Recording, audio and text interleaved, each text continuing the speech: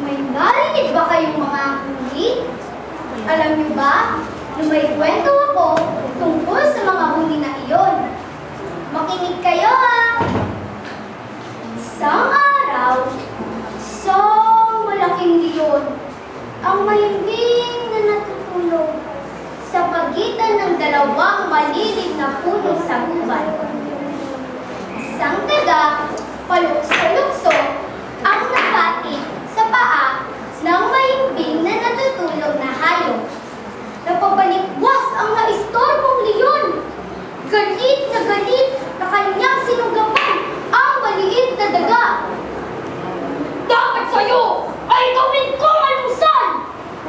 Ungol ng leon. Wag po! Ang nanginginig sa takot na nagmamakaawang daga. Patawarin na po ninyo ako. Parang araw po ay makakatulong din po ako sa inyo. Paano ka naman makakatulong sa akin? Yung liit mong yan? Ang natatawang sabi ng leon at pinakawalan na rin niya ang daga. Tutal, ay di naman ako mabubusog sa'yo eh. Maraming salamat po, sabi ng daga.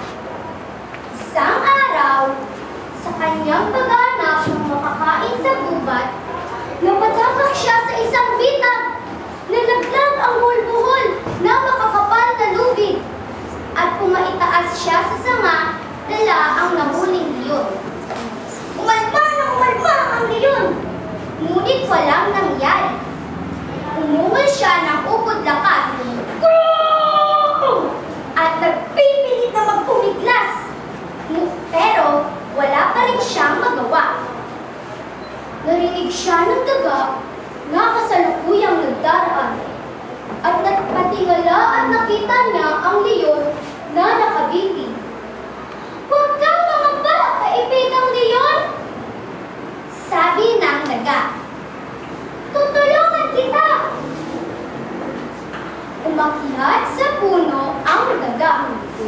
Tumulay siya sa sanga at nakarating siya sa lambat. Ninatkat niya ng natlat ang lubig. At di nagtagal ay napatid ang bitag na lubig at nakaluntag ang leon. Maraming salamat, kaibigang daga! Wika ng leon. Kahit nga pala malit ka, ay makakatulong ka rin sa iyong kapwa. Masayang naghiwalay ang dalawang magkaibigan.